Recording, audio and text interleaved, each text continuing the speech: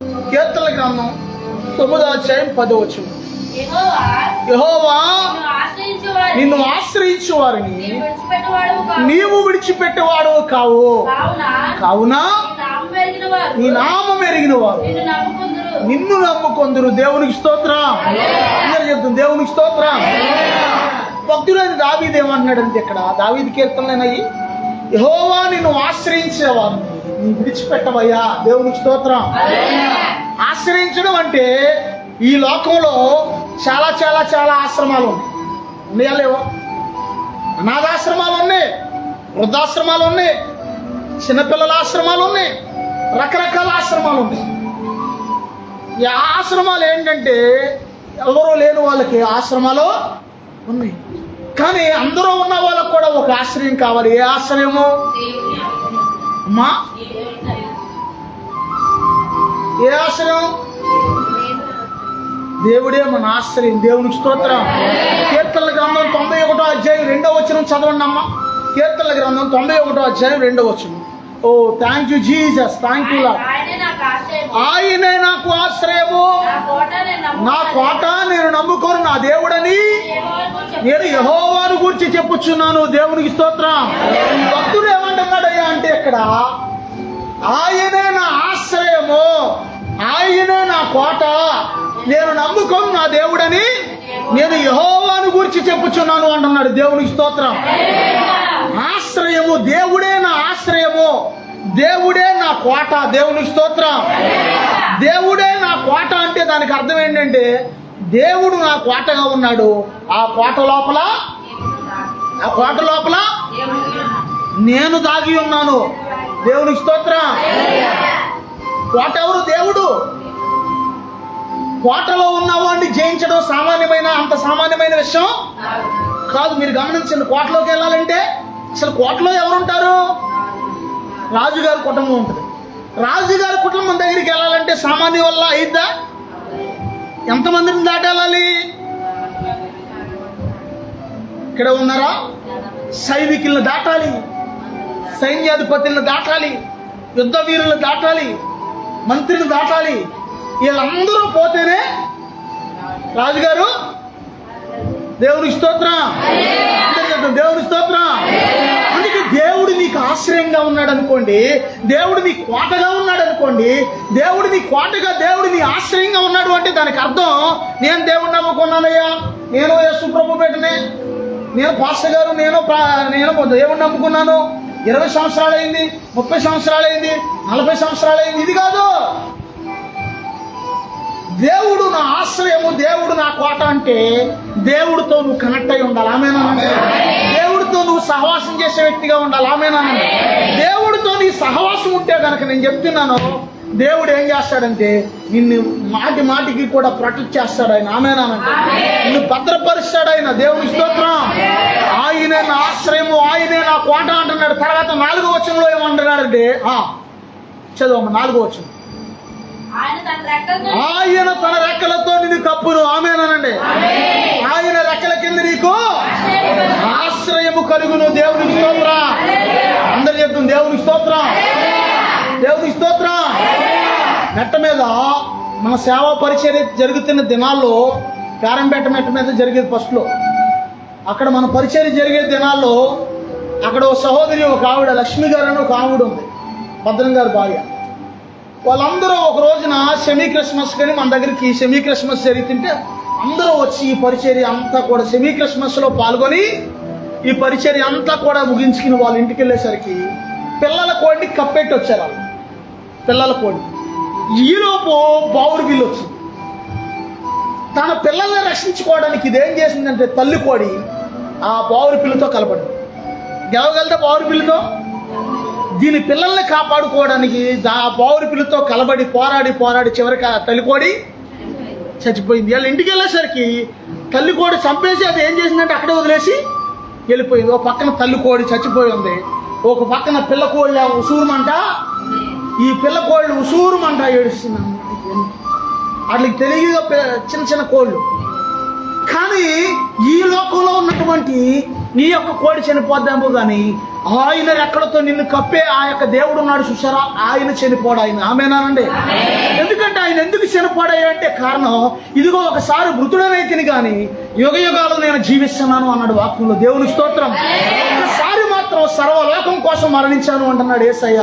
ఇదిగో యుగ యుగాలు కూడా నేను సజీవుడనై ఉన్నాను అంటున్నాడు యేసయ్య. దేవునికి స్తోత్రం. ఆయన తన రెక్కలతో నిన్ను కప్పితే ఆయనకి అక్కడ ఓటమి యేసయ్యకి లేదు.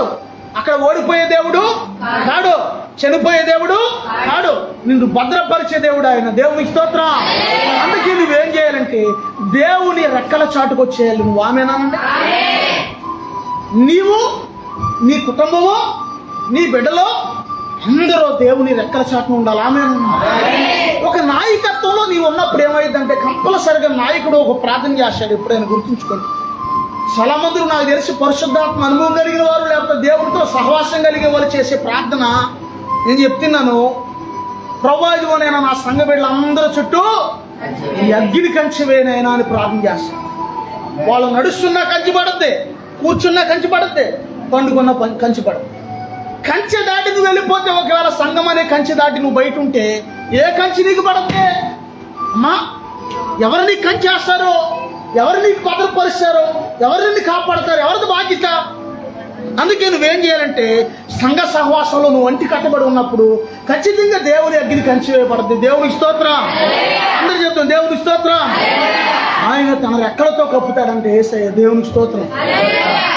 నమ్మాలి, నమ్మితే నువ్వు దేవుడు కార్యం చూస్తావు. దేవునికి స్తోత్రం.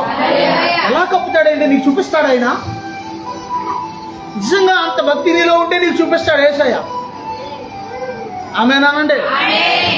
ఆ భక్తి నీలో ఉంటే నీలో చూపిస్తాడు.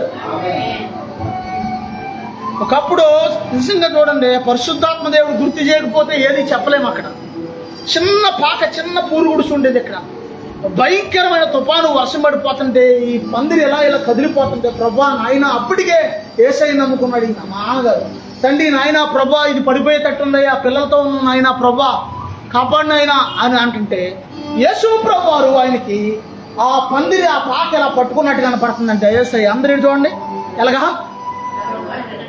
ఈ పాకని ఎలాగా బలంగా నిలబడి ప్రభు ఇక్కడ నిలబడి ఈ పాకని ఎలా పట్టుకున్నట్టుగా కనపడుతుందంటే. తెల్లారు ఒక పక్కన గాలు దుమ్ము, వర్షాలు, బీభత్సం. అప్పుడు అందరికీ అయ్యే ఇల్లుగా బంగ్లాలు లేవు కదా ఎవరికి.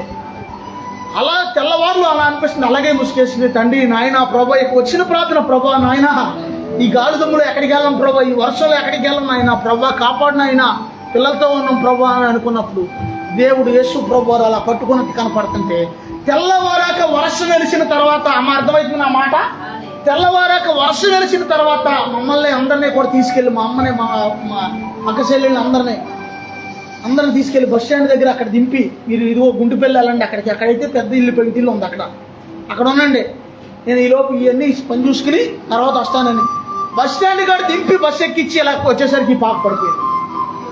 తెల్లవారులు పళ్ళ పాక, కానీ ఇంట్లో నుంచి వచ్చిన తర్వాత, బయటికి వెళ్ళిన తర్వాత పడింది. అంటే తెల్లవారులు కూడా ఆయన ఆశ్రయంగా ఆయన హస్తాన్ని ఉంచాడు. దేవునికి స్తోత్రం. దేవునికి స్తోత్రం.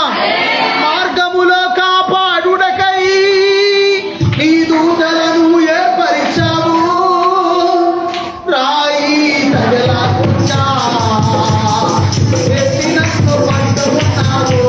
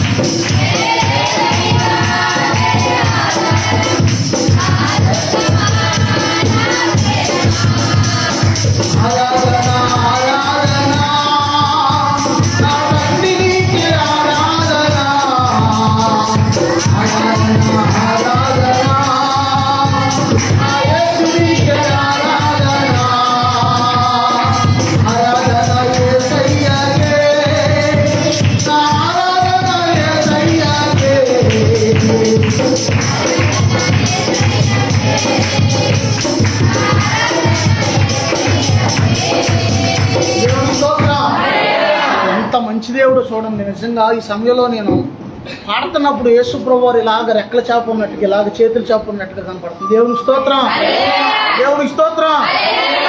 ఎంత మంచి దేవుడు. ఆమేనన్న. ఆయన రెక్కలతో మమ్మల్ని కప్పుతాడు. ఆమేనన్న. నిన్న సందర్భం నేను ఆ వీడియోలో వెళ్తా చూస్తే ఒక ఆయన ఏమని పెట్టాడంటే, ఎవరో దావీదుని సుమారుగా 21 సార్లు చంపుదామని ట్రై చేశాడంట సౌలు. ఎన్నిసార్లు చంపాడా? అతని వల్ల 21 సార్లు ట్రై చేశాడంట చంపుదామని, దావీదుని చంపుదామని. కానీ సౌలు వల్ల కాల. ఎందుకు కాలేదయ్యా అంటే, దావీదు ఎక్కడున్నాడు? దావీదు పోనీ ఎలా చనిపోయాడు? ఆఖరణ ఎలా చనిపోయాడు దావీదు? ఆయన జీవితం ఎలా ముగించబడింది? ఏంటమ్మా ఇక్కడ ఉన్నారా? చదువుతున్నారు వాక్యం. దావీదు ముసలవాడైపోయి లేవలేని స్థితిలో బాగా పండు వృద్ధాప్యలోకి వచ్చేసి చలి విపరీతమైన చలి ఉడికిపోతా ఉన్నప్పుడు నిజంగా కొడుకులు ఆ టైంలో కొంచెం బొమ్మలు తెచ్చి కప్పారు దావీదుకి. ఇంకా ఒక రకంగా మనం చెప్పకూడదు కానీ చలి తట్టుకోలేకపోతుంటే ఒక యవనస్తురాలు కూడా తీసుకొచ్చి దావీదు దగ్గర పనుకోబెట్టారు. బైబిల్లో ఉంది చలి కోసం. ఎందుకంటే ఆ చలి తట్టుకోలేకపోతున్నాడు. తండ్రి ముసలోడు అయిపోయాడు, ముసలవాడైపోయి పండి వృద్ధాప్యంలో చనిపోయాడు దావీదు. దేవుని స్తోత్రం. మరి ఏం చేయాలి? దావీదుని దేవుడు పిలుచుకునే దాకా ఇక్కడే ఉన్నాడు ఆయన. దేవుని స్తోత్రం.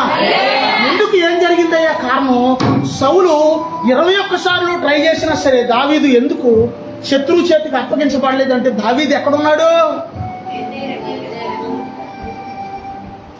నా దాగుచోటు ఇదే. అసలు ఆ కాలంలో 3000 సంవత్సరాల క్రితం ఆయనకి అసలు అంత జ్ఞానం ఎలాగొచ్చింది చూడండి. మన తాతల కాలంలోనే మనకు ఒక మాట తిరిగితే ఒక మాట తిరగదు. 200 సంవత్సరాలు వెనక్కిపోతేనే ఆత్మ చూడండి, స్పిరిట్ ఎలా పనిచేస్తుంది ఆయనలో. నా దాగుచోటు నీవేనయ్యా, నా ఆశ్రయదుర్గము నీవే. దేవునికి స్తోత్రం, దేవునికి స్తోత్రం. ఎంగేది అనే ఒక లోయలో ఒక గుహలో దాక్కుంటాడు ఒక రోజున దావీదు. ఆ లోయ పేరు ఏంటంటే ఎంగేది. గుహ పేరు, ఆ గుహ పేరు ఎంగేది అనే ఒక గుహ. ఒక పక్కన గుహ ఉంటుంది, ఓ పక్కన కాలువ ఉంటుంది. దానికి ఒకటే దారి. కోరిలోకి వెళ్తాకి దారి ఎలా ఉంటుంది మనకి? కోరిలోకి అలా ఒక దారి ఉంటుంది అనమాట. ఏ దారిలో నుంచి వెళ్ళారో అదే దారిలో నుంచి రావాలి పైకి. శత్రువు సౌలు రాజుగా ఉన్నాడు. ఆ టైంలో సౌలు సైన్యాన్ని తీసుకుని గుహ దగ్గరికి వచ్చేసాడు. ఇంకా దావీదుకి అయిపోయింది, మన పని రోజు అయిపోయింది. శత్రువు దొరికేసాం అనుకున్నప్పుడు, ప్రభా నాయనా, ప్రభా యేసయ్యా, ప్రభా యెహోవా దేవా, నాయనా ప్రభా సౌలు వచ్చేసాడయ్యా అని ప్రార్థన చేస్తుంటే దేవుడు జ్ఞానం చూడండి ఎలాగ తప్పించాడు అనుకుంటున్నారు. వెనకమాల నుంచి ఊర్లో నుంచి ఒకడు పరిగెత్తి వస్తాడు అక్కడికి రాజుగారి దగ్గర. రాజా రాజా రాజా ఇంకేముంది రాజా, మన రాజ్యం మీద శత్రువులు పడ్డారు అనేసరికి అడుగురు కడతాడు మళ్ళీ వెనక్కి. దేవుని స్తోత్రం, దేవుని స్తోత్రం. శత్రువుని దేవుడు ఏం చేస్తాడంటే శత్రు మైండ్ని డైవర్ట్ చేసేస్తాడు. దేవుని స్తోత్రం. శత్రువుకి ఏం చేస్తాడంటే, శత్రువు అయిన అపవాది నీ మీద దాడి చేయాలని చూసినప్పుడు దేవుడు ఏం చేస్తాడంటే వాడి మైండ్ని రకరకాలుగా మార్చేస్తాడు. దేవుని స్తోత్రం, దేవుని స్తోత్రం. ఎప్పుడంటే ఆయన నీ ఆశ్రయం, ఆయన నీకు ఆశ్రయంగా ఉన్నప్పుడు దేవునికి స్తోత్రం. ఆయన నీకు రక్షణగా ఉన్నప్పుడు దేవునికి స్తోత్రం. దేవుని ఆధీనంలో నీవు ఉన్నప్పుడు ఎవ్వరూ కూడా నేనేమి చేయలేరు. దేవునికి స్తోత్రం. ఎంతమంది ట్రై చేస్తారు, ఎందరో 10 మంది ట్రై చేస్తారు, కానీ వాళ్ళ వల్ల పళ్ళు కొరుకుతారంట. మనం చూసినప్పుడు బైబిల్లో ఉంది, పట్ పళ్ళు నూరుతారంట. వాళ్ళు అంత పాపం వచ్చేద్దంట మనం చూస్తే, కానీ ఏమి కారణం. అందుకే నేను అంటాను, ఎంత బిజీగా ఉన్నా సరే ఈ లోకంలో, ఇందాక చెప్పాను సహోదరి కోసం, ఎప్పుడు వచ్చి నిద్రపోతున్నప్పుడు కూడా నన్ను లేపి దశంభాగాలు ఇచ్చి వెళ్ళేది ఆ సహోదరి. ఇలా చెప్పాను కదా, వెళ్ళేది. కానీ ఎప్పుడు కూడా ఆరాధనకు మాత్రం వచ్చేది కాదు.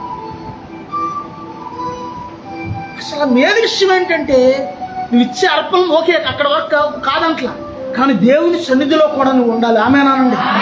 అప్పుడు నీకేమైందంటే బలమైన ప్రొటెక్షన్ పడుద్ది, బలమైన దేవుని కంచి పడుద్ది. దేవునికి స్తోత్రం. నువ్వు ఒక మార్గంలో ప్రయాణం చేస్తున్న దేవుడు నిన్ను కాపాడతాడు. ఆమేనండి. బస్సులో వెళ్తున్నా కాపాడతాడు. ఆమేనండి. విమానంలో వెళ్తున్నా కాపాడతాడు. ఆమేనండి. విమానం ఒకవేళ ఇంజిన్ ఫెయిల్ అయిపోయినా దేవుడు కాపాడతాడు. విమానానికి 2 ఇంజిన్లు ఉంటాయంట. ఏమన్నా చదువుకున్న వాళ్ళు చెప్పండి, కట్టినా విమానానికి 2 ఇంజిన్లు ఉంటాయంట. ఒకటి ఫెయిల్యూర్ అయిపోతే అన్నీ ఇంకోటి ఆన్ చేస్తాడు అంటాడు అక్కడ. ఒక్కోసారి ఫెయిల్యూర్ అయిపోతే పైన కాదు కింద కాదుగా మెకానిక్ పిలవడానికి పైన పిలిచేదాకా ఉంటుంది అవకాశం, వెళ్ళిపోద్ది కదా.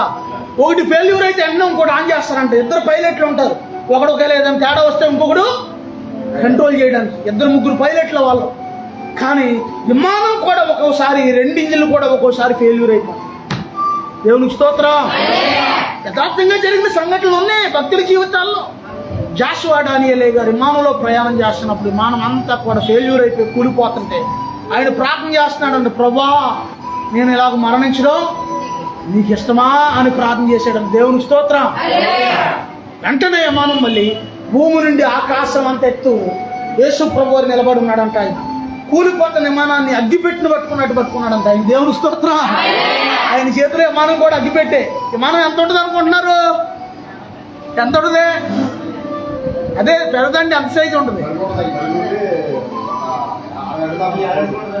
ఎంత పొడుగు ఉంటుంది చెప్పనా? ఇక్కడి నుంచి మసీదు అంత దూరం ఉంటుంది. సరైన పెద్ద విమానాలు అయితే కార్గో విమానాలు. దేవుని స్తోత్రం. దేవుని స్తోత్రం. దాంట్లో 200 మంది, 300 మంది, 400 మంది మరి ఎలా పడుతున్నారు? చాలా ఫ్రీగా ఉంటాయి సీట్లు కూడా. దేవుని స్తోత్రం.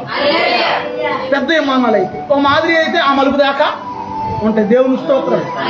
అవును, చిన్నవి ఉంటాయి, పెద్దవి కూడా ఉంటాయి. దేవుని స్తోత్రం. ఎక్కడైనా దేవుడు నిన్ను కాపాడగలిగిన వాడు యేసయ్య. ఆమేన్.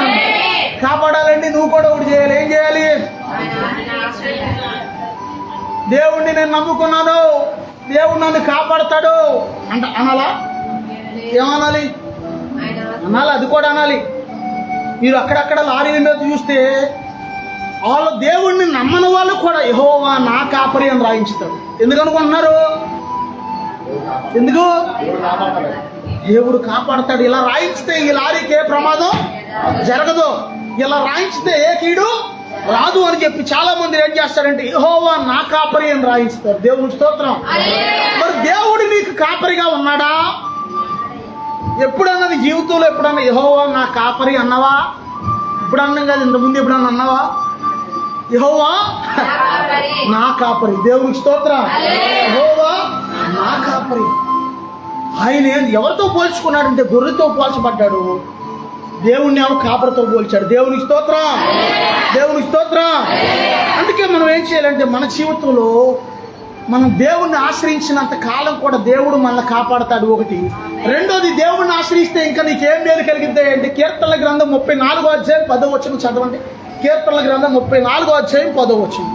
ఓ సింహము పిల్లలు లేమి గలవై ఆకలి కొరును, యెహోవాను ఆశ్రయించు వారికి ఏ మేలు కొదువై ఉండదు. దేవునికి స్తోత్రం. దేవునికి స్తోత్రం.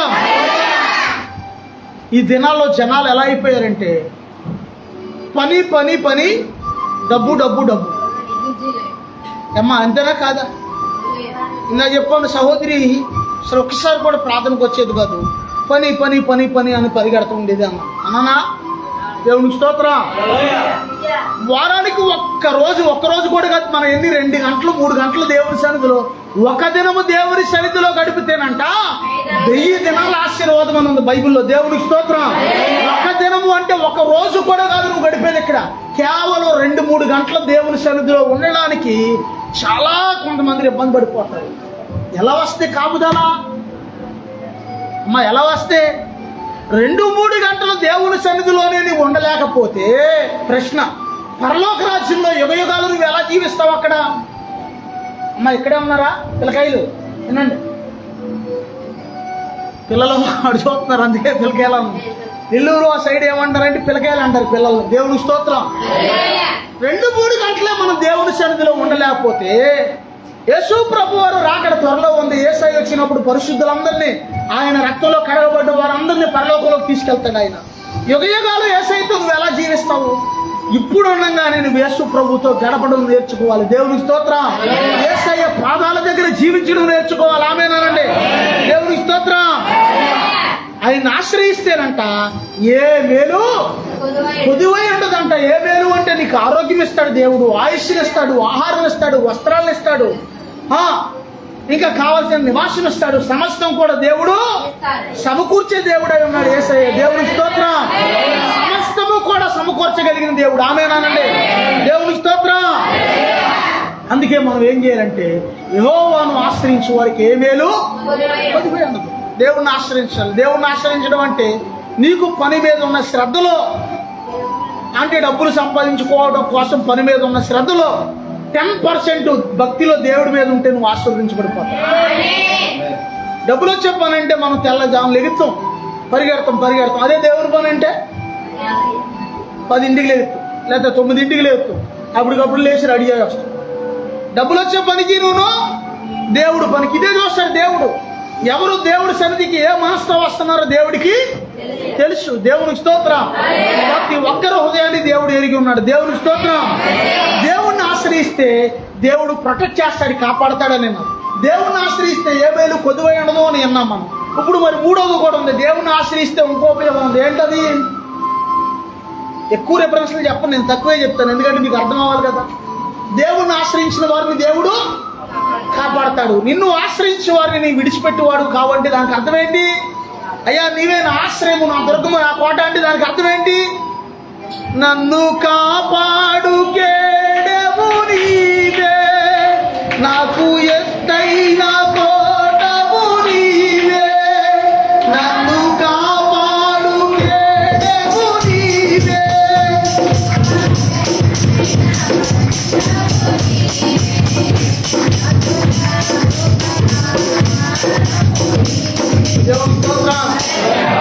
ఆశ్రయమైన బండ అంటే దానికి అర్థం ఏంటంటే, కుందేలు శత్రువు నుంచి తప్పించుకోవడానికి 2 బండ సందుల్లోకి దూరేస్తాంట. వెళ్ళి పెద్ద పెద్ద కొండలు ఉంటాయి చూసారు, ఆ కొండల సందుల్లో దూరేద్దంట. కుందేలు ఎంత ఉంటుంది? ఎంత ఉంటుంది? జంతువుకి దాన్ని ఎక్కడ పట్టుకుంటుంది? దీన్ని పట్టుకోవాలంటే ఏం చేయాలి? కొండల్ని తీయాలి. కొండలు వస్తాయా? దేవునికి స్తోత్రం. అర్థమవుతుందా? నన్ను కాపాడు కేడము నీవే, నాకు ఎత్తైన కోటవు నీవే, ఆశ్రయమైన బండవు కూడా నీవే నాయనా అని భక్తుడు దేవునితో సంభాషిస్తున్నాడు. దేవునికి స్తోత్రం. సంభాషిస్తుంది దేవుడితో. ఏమని? ప్రభా నాకు ఇల్లు ఇయ్యి, నాకు పొలం ఇయ్యి, నాకు స్థలం ఇయ్యి, నాకు డబ్బులు ఇయ్యి, నాకు బంగారం ఇయ్యి. ఈ దినాల్లో భక్తి ఎలా అయిపోయిందంటే చాలా చోట్ల డబ్బు డబ్బు డబ్బు డబ్బు డబ్బు డబ్బు డబ్బు డబ్బు డబ్బు డబ్బు డబ్బు డబ్బు. ఇక అందరూ ఇక నోరు తెస్తే ఇలాగే అయిపోయింది పరిస్థితి. అయ్యా నా ఆశ్రయం నీవేనయ్యా, నా కోట నీవేనయ్యా, నా బండగ నీవేనయ్యా, నా ఆధారం నీవేనయ్యా అనేవాళ్ళు ఉన్నారా ఎవరన్నా? లేదు. ఒకటే మాట, ఎడిదిరినా సరే ముక్కు ఎక్కడుందంటే ముక్కు అంట ఇలా తిప్పి ఎక్కడుంది ముక్కు ఇలా చూపించవచ్చు, ఇలా తిప్పి ఎక్కడుంది ముక్కు. ఎడిదిరినా సరే ఎక్కడికి వస్తున్నాయి అంటే పదాలు ఇడిదిరిగి మళ్ళీ ప్రభా మా సంఘంలో వాళ్ళకి ఆర్థిక సహాయం చేయనైనా, నా సంఘంలో వాళ్ళకి ఇల్లునైనా, నా సంఘంలో వాళ్ళకి.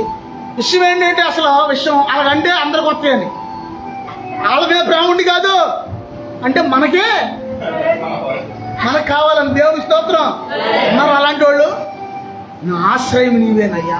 అవి కూడా అడగాలి. ఎప్పుడు అడగాలి? అయ్యి ఎప్పుడు అడగాలమ్మా? ఉపవాస ప్రార్థనలో ఉన్నప్పుడు నీ వ్యాధుల గురించి, నీ జబ్బుల గురించి, సమస్యల గురించి, ఇరుకుల గురించి, ఆటంకాల గురించి అన్ని ప్రభు పాదాల దగ్గర పెట్టాలి. ఆమేనండి.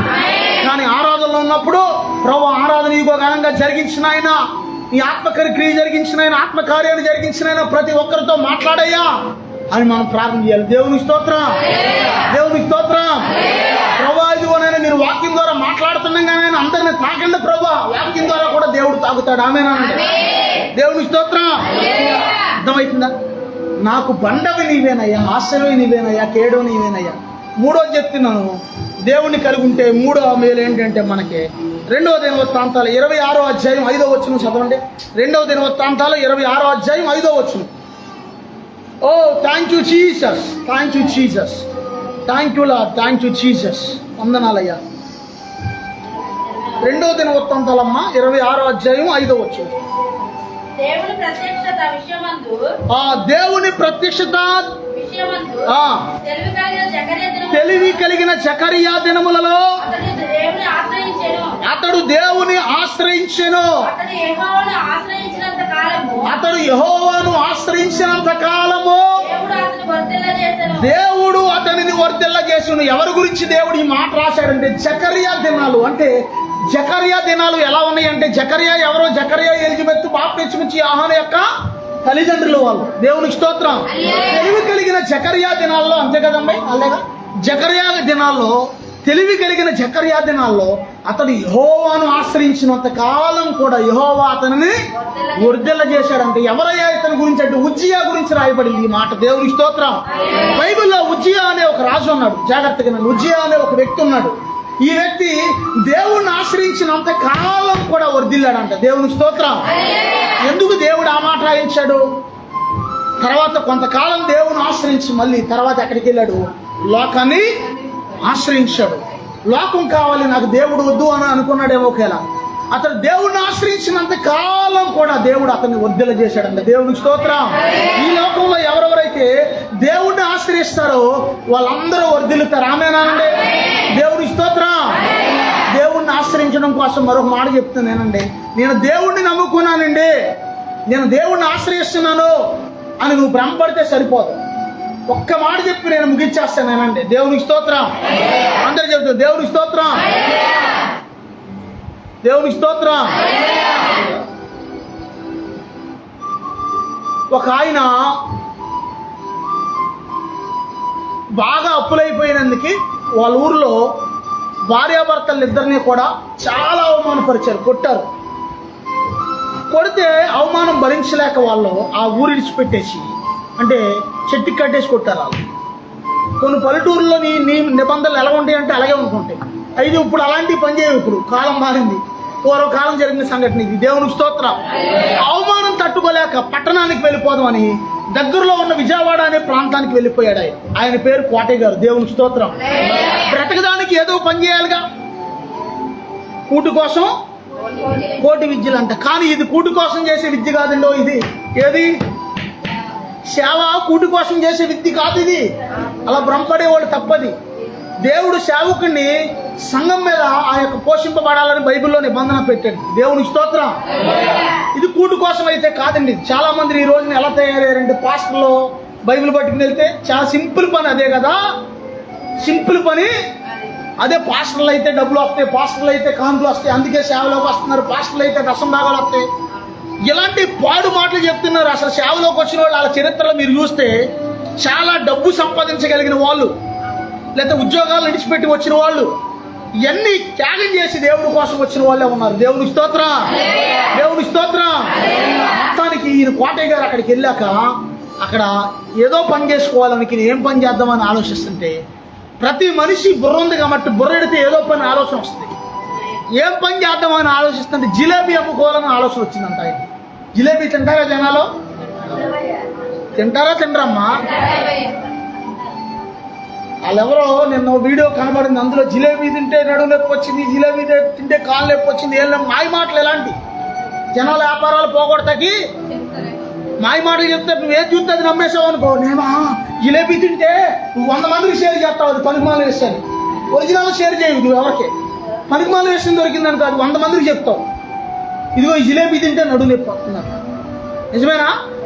మన తాతలు మన తండ్రులు ఎవరు చెప్పలేదే? చెప్పారా ఎవరన్నా?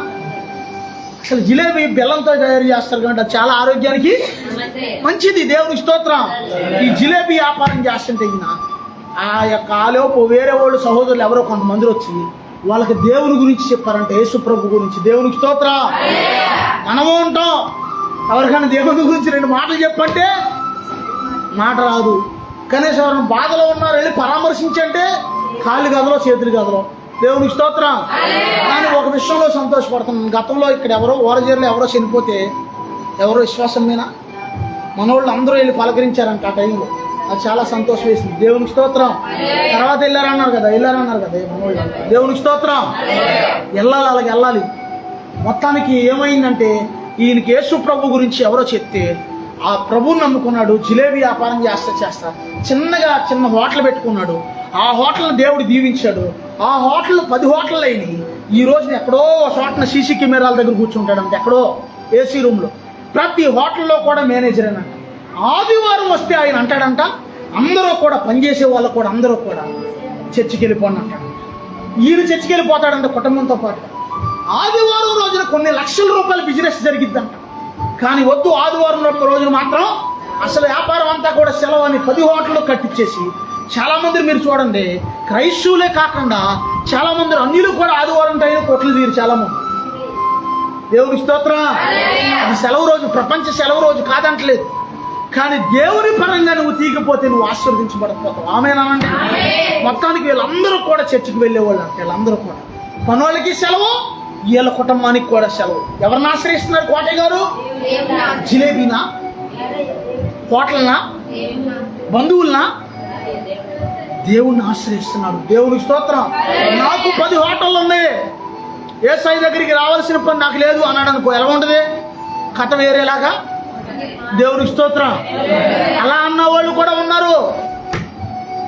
బిల్లీ గ్రహాం అనే ఒక గొప్ప దైవజనుడు, ఒక ఆవిడ పేరు మనకి కుదరట్లా, మెర్లిన్ మొర్రాయ్, ఒక అందమైన వ్యక్తి సినిమా యాక్టర్ దగ్గరికి వెళ్ళి, అమ్మ యేసు ప్రభు మిమ్మల్ని ఇదిగో మీ దగ్గర పంపించారు, యేసయ్యని నమ్ముకోండి, మీరు యేసు ప్రభువుని ఆశ్రయించండి అని కొన్ని విషయాలు చెప్తే ఆమె ఏమందంటే, చాలా అందమైన వ్యక్తి అంట.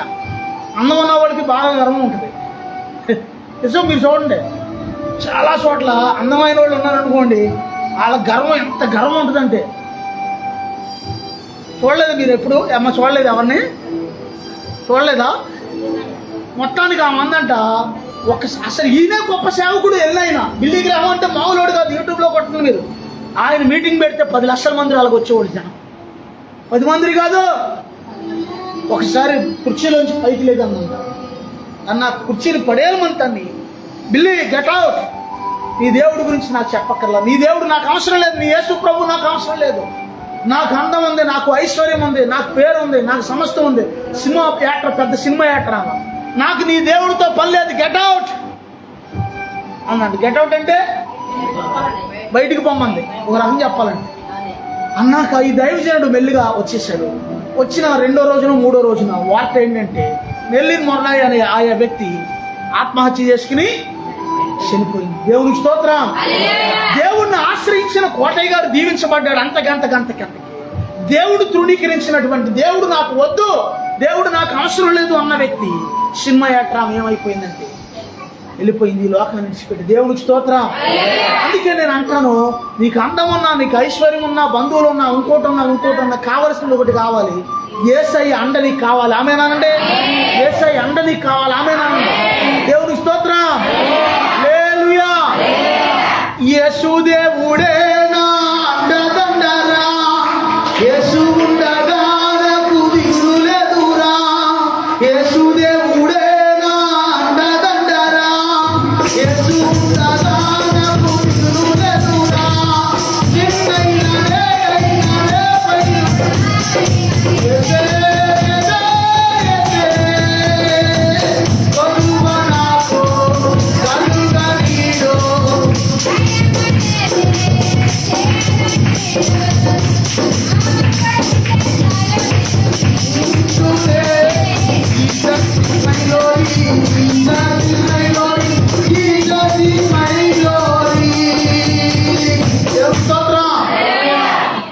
కనాని స్త్రీ కూడా యేసు ప్రభు వారి దగ్గరికి వచ్చినప్పుడు, అయ్యా నా కుమార్తెని స్వస్థపరిచయ్యా, సహాయం చేయయ్యా అని బతిమలాడింది. దేవునికి స్తోత్రం. ఇప్పుడు యేసయ్య ఆమెను పరీక్షించాక, అమ్మా నీ విశ్వాసం గొప్పది, నీవు కోరినట్టే నీకు జరుగును అన్నాడు యేసయ్య. దేవునికి స్తోత్రం. గుడ్డివాడిని అందరూ కూడా, రే యేసు ప్రభు వెళ్ళిపోయాడు రా బాబు, ఇక్కడ రాడా, ఇక్కడికి చాలా దూరం వెళ్ళిపోయాడు అనగానే మరీ ఎక్కువగా కేకలేశాడు అన్న. దేవునికి స్తోత్రం. ఎవరిని ఆశ్రయించాడు? యేసు ప్రభువుని పిలిచాడు, పదే పిలిచాడు. ఏమని పిలిచాడంటే, దావీదు కుమారుడా అయ్యా నన్ను కరుణించయ్యా అని మరీ ఎక్కువగా పిలిచాడు అన్న. దేవుని స్తోత్రం. ఒక్కసారి అమ్మ యేసయ్యా అని పిలు. వినపడతల స్వరాలు, యేసయ్యా. దావీదు కుమారుడా నన్ను దాటిపోకయ్యా, వచ్చేసరికి ఎలా చెప్పాలి, నన్ను విడిచిపోకయ్యా, దావీదు కుమారుడా నన్ను దాటిపోకయ్యా, నజరేతు వాడా నన్ను విడిచిపోకయ్యా, నీవు తప్ప నది లోకంలో ఎవరున్నారయ్యా. దేవుని స్తోత్రం. అందుకే దేవుని నువ్వు ఆశ్రయించాలి. ఆమేనండి. ఈ లోకంలో ఉన్న జ్ఞానం కానీ, ఈ లోకంలో ఉన్న అందం కానీ, ఈ లోకంలో ఉన్న బలగం కానీ, ఈ లోకంలో ఉన్న సంపద కానీ ఏది కూడా నిన్ను కాపాడలేదు. నిన్ను కాపాడగలిగిన వాడు యేసుక్రీస్తు ప్రభు. ఆమేనండి. గొప్ప పాటలో ఆయన దేవదూతలు వచ్చేస్తాయి నిన్ను కాపాడడానికి. ఆమేనండి. దేవదూతలు కూడా ఒక్కోసారి ఎలా వస్తాయి అంటే మనిషిలాగా వస్తాయి. ఆమేనండి. నమ్ముతున్నారా? నమ్మట్లేదా? సహోదరుడు, ఒకసారి మా సహోదరుడు యాక్సిడెంట్ అయ్యి కాలు ఇరిగిపోయి, కాలు వెనక్కి తిరిగిపోయి కింద అడ్డాడు. వెళ్ళి ఇరిగిపోయి వెనక్కి తిరిగిపోయిందంట. వెనక్కి మా నాయనా ప్రభా, అయ్యా ప్రభా అని బాధపడుతుంటే పెళ్లి చూపులకి కామయ్య పాలెం నుంచి మ్యాజిక్ బండి మీద పెళ్లి చూపులకి వెళ్ళిన వాళ్ళు అన్యులు అసలు అలాంటి చోట్ల ఆగుతారా? అన్యులకి అసలు ఎంత సెంటిమెంట్, తుమ్మితే సెంటిమెంటు, దగ్గితే సెంటిమెంటు, ఆగుతారా? అట్లాంటి వాళ్ళు ఈ సిచ్యువేషన్ చూసి గబగబ వేనాపు అందరూ కుర్రోళ్ళు అందరూ దిగేసి వాళ్ళందరూ పెళ్లి చూపులకి వెళ్ళి వస్తున్న వాళ్ళు గబగబా ఈ మంది కాలు ఇలా ఎదరలాగి సరిచేసి ఆ యొక్క అంబులెన్స్కి ఫోన్ చేసి అంబులెన్స్ ఎక్కించి పంపించారండి. ఎవరు పంపించాడు? వాళ్ళే. ఎవరి సహాయం లేని కాడ దేవుడు సహాయం పంపించగలదు. ఆమేనా? నువ్వు నిజంగా నీ విశ్వాసం గొప్పదైతే, నువ్వు దేవుడి మీద ఆధారపడితే. ఒకసారి నేను అనంతరం దగ్గర తండ వెళ్ళి వ్యాపారం చేస్తున్నప్పుడు అక్కడంతా దొంగలు అనకూడదు కానీ ప్రభు క్షమించింది కాక నేను ఒక్కనే వస్తున్నా. 10 మంది తిరగబడ్డారు నా మీద. ఎంతమంది అమ్మా? 10 మందితో పెరుగులాడుతున్నాను. ఒక్కనే పెరుగులాడతాను. ఓ పక్కన కొడతానే, ఓ పక్కన ప్రభా అంటున్నా, ఓ పక్కన అనగానే చూడండి నిజంగా దేవుడు ఎంత గొప్ప దేవుడు. ఆ యొక్క అదే రూట్లో మన ఊరు వాళ్ళు అక్కడ సరిగ్గా వచ్చారు. ఆ 10 మంది దాకా 20 మందిలో 10 మంది వచ్చారు. వాళ్ళు వచ్చారు అదేంటి అక్కడికి. వాళ్ళకి ఎలగబడింది గొడవ. నన్ను నా బండి ఎదురుకి వదిలేశారు. వాళ్ళు నన్ను వదిలేశారు. వాళ్ళు కొట్టుకుంటాం మొదలెట్టారు. దేవుని స్తోత్రం, దేవుని స్తోత్రం. దేవుడు నీకు సహాయం ఎక్కడున్నా సహాయం చేస్తాడు. ఆమేనా? నీ విశ్వాసం గొప్పదైతే, నువ్వు నిజంగా ప్రభువుతో కనెక్ట్ అయి ఉంటే, నువ్వు అడుగులో ఉన్నా నీకు సహాయం పంపిస్తాడు యేసయ్య. ఆమేనా? అందుకే నువ్వేం చేయాలంటే, నీ నాడి ఎలా కొట్టుకోవాలంటే, అమ్మో ఈ నాడి చాలా స్పీడ్గా, ఈ పిల్లోడే కానీ ఈ పిల్లోడు నాడి చాలా స్పీడ్గా కొట్టేసుకుంటుంది. వీడు చాలా అంటారు చిన్నప్పుడు. నీ నాడి ఎలా ఉండాలంటే యేసయ్య యేసయ్య యేసయ్య అంటే నీకు గొప్ప జయం వచ్చేస్తా. ఆమేనా? దేవుని స్తోత్రం, దేవుని స్తోత్రం. అందుకే మనం ఏం చేయాలంటే, మనం యేసు ప్రభువులో ఉంది మన బలం. ఆమేనా? ఆ మధ్యలో ఒకసారి త్వరక వేరే వాళ్ళు ప్రయోగాలు చేస్తుంటే నా కాలు ఏలు వంకర తిరిగిపోయింది. సడన్గా కాలు ఏలు ఆ మధ్యలో ఒకసారి త్వరక కాలుకున్న ఏలు ఒడ్డునేలు పక్కన ఉంటుంది చూసారా, ఏలు వంకర తిరిగిపోతే నైట్ 1 గంట అయింది. అప్పుడు వెంటనే లేచి నేను అటు ఇటు అప్పుడు ఏం చేస్తామో, ఎలా వస్తే వంకర తిరిగిపోయింది, వస్తే ఎవరైనా లాగితే అప్పుడు వెంటనే లేచి మోకాళ్ళు వేసి వెంటనే ప్రార్థన మొదలెట్టంగానే చెమ్మని మళ్ళీ సరైపోయింది. ఏలు తిన్నగా. దేవుని స్తోత్రం. ఏలు మళ్ళీ తిన్నగా సరైపోయింది. ఎంత మంచి దేవుడు యేసయ్య. ఆమేనా? దేవుని స్తోత్రం, దేవుని స్తోత్రం. మొన్న కూడా ఒక ఆవిడ ఏమంది, మొన్న వచ్చినప్పుడు ఉపవాస ప్రార్థన మన దగ్గరికి, మా ఆయన అనారోగ్యంగా ఉండి భోజనం కూడా చేయట్లేదండి. అయ్యగారు విన్నారుగా, భోజనం కూడా చేయకపోతే ఫోన్లో ప్రార్థన చేశారు. మీరు ప్రార్థన చేయంగానే లేచి భోజనం. అంత మంచి దేవుడు. దేవుని స్తోత్రం. ఏదైనా చేయగలిగిన దేవుడు యేసయ్య. ఆమేనా? కానీ ఇందులో ఇంకో మర్మం చెప్తున్నాను. నువ్వు దేవుడి కార్యాన్ని పొందుకోనీకోకుండా సైతాన్ ఏం చేస్తాడంటే నీ మీద నేరారోపణ చేస్తాడు. ఒరే అప్పుడే మంచి ఎవరన్నా ఒకరు చేయొద్దండి అయ్యా, ఒరే సద్య అప్పుడే నువ్వు మంచోడు అయిపోయావు అంటాడు సైతాను. ఏడు కవులు చెప్తున్నావు నువ్వు మంచోడులాగా. నేను కాదు, సైతాను.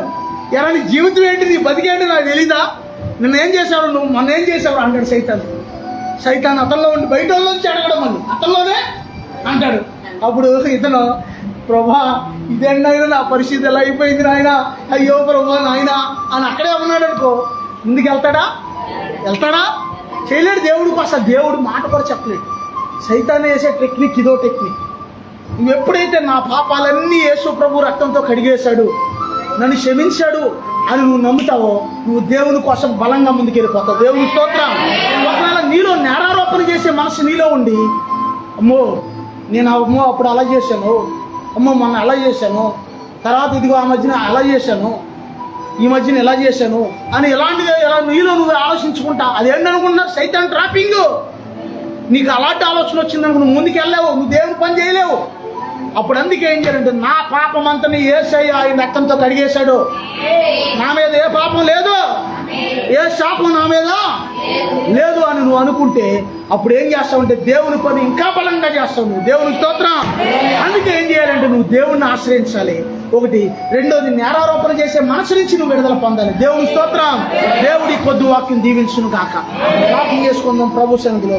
ప్రభా, ఇదిగో నేను నా మీద నేరారోపణ చేస్తున్న మనసు నుంచి నన్ను విడిపించున్నాయి అయ్యా. నిన్ను ఆశ్రయించే వ్యక్తిగా నేను ఉండాలి ప్రభా. ఇదిగోనైనా నా ప్రభా, నిన్ను ఆశ్రయించిన వారికి నీవు కోటగా ఉన్నావయ్యా, నీవు ఆశ్రయంగా ఉన్నావయ్యా, నీవు ఇదిగోనైనా దాక్కునే చోటుగా ఉన్నావు నాయన. ప్రభా నీకు వందనాలయ్యా. అయ్యా నీకు స్తోత్రాలయ్యా. అయ్యా నీకు స్తుతులు ప్రభా. ఇదిగో ఆయనను ఆశ్రయించే వారిని ఆయన విడిచిపెట్టేవాడు కాడు.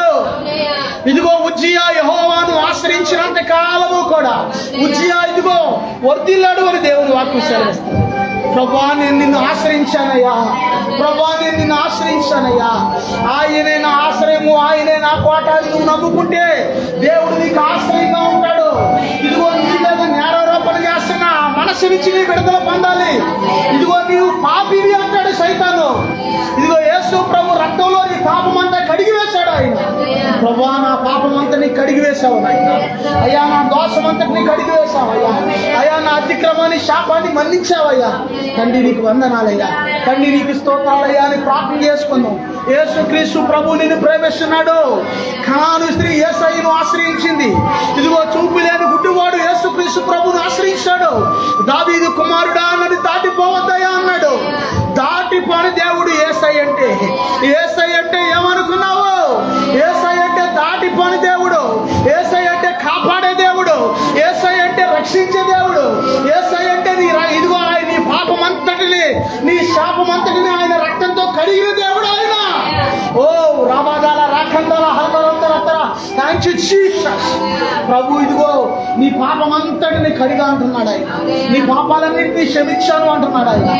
ఇదిగో ఇక్కడి నుంచి నీతిగా ఉండు అంటున్నాడు ఆయన. ప్రభానికి వందనాలయ్యా. ప్రభానికి స్తోత్రాలయ్యా. ప్రభానికి స్తోత్రాలయ్యా. అయ్యా నీకు వందనాలయ్యా. అయ్యా ఇదిగోనైనా నేను నిన్ను ఆశ్రయించాను ప్రభా. నిన్ను ఆశ్రయించానయ్యా. అయ్యా నీవే నాకు దిక్కు నాయనా. ఎల్లవేళలా నాకు సహాయం చేయగలిగిన దేవుడు నీవే నాయనా. అయ్యా నేను నీ బిడ్డగా ఉన్నాను ప్రభా. నీ కుమార్తెగా ఉన్నానయ్యా. అయ్యా నీ హస్తాల్లో నన్ను భద్రపరిచయ్యాను. ఇదిగో మన మీద ఏ పాపము లేదు, మన మీద ఏ శాపము లేదు. యేసుక్రీస్తు ప్రభు రక్తంతో మనం అందరం కడగబడ్డాము. శాపాన్ని విడిచివేశాడు ఆయన. పాపాన్ని విడిచివేశాడు ఆయన.